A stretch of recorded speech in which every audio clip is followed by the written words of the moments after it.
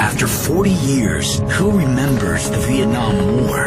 Who remembers the blood and sweat, the blunders and betrayals? Who wants to know about a war most Americans want to forget? See this, and you will. It's Vietnam, the 10,000-day war. The U.S. Army Chief of Staff, General Wyand, now visits Vietnam. He reports that Saigon urgently needs $700 million worth of arms replacements. But politically, this is impossible. South Vietnam's army is doomed. Military analyst Brian Jenkins. It was my belief that if that assistance were withdrawn, that then this military machine that we had created in South Vietnam would indeed collapse of its own weight. You know, you've seen in the museums these suits of armor that look very, very formidable. Of course, there's nothing inside of them, and if you give it a good kick, the entire thing tumbles to the ground. And in effect, that's what we were creating in Vietnam. Behind the scenes, there is pressure on Thieu to resign in favor of neutralists. With most of his country gone, he tries to reassure his people. So I have been very calm at that period. We have been overrun, but not all. 1/3 of the army has been overrun, but not all. 1/3 of the country, or half of the country, has been overrun, but not all. We still have many more crucial areas, and we still have strengths. The only special American aid program is called Operation Baby Lift, the evacuation of 2,000 orphans to the United States. It begins tragically.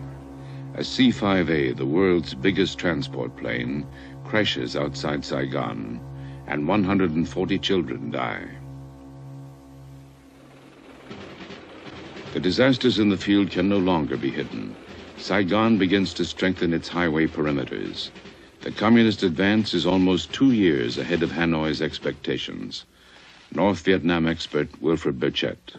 Well, right at the beginning, it was felt that for the first season, offensive season attack, it would be good enough if they got to Da Nang, dug in there, consolidated and so forth, and then the next operational season went on down to Saigon and the Mekong Delta.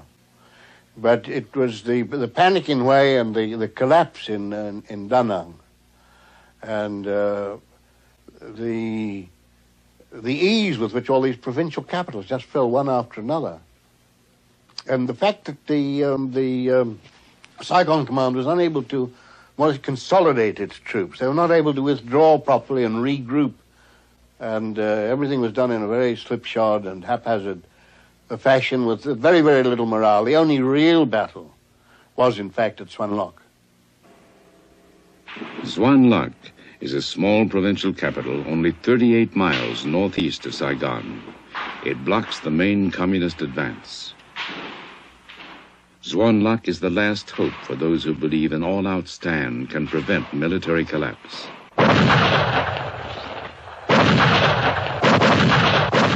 April 9th.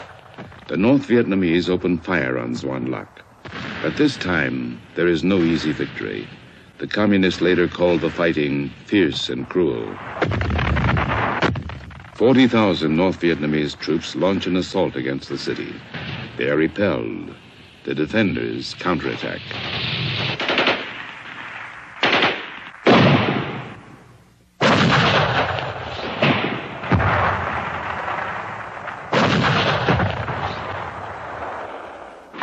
In anxious Saigon, the name Xuan Loc becomes synonymous with hope and heroism.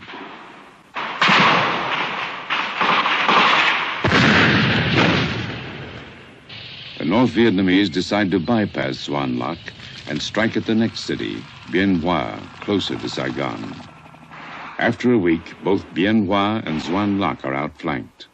The defenders retreat. It is April 16th.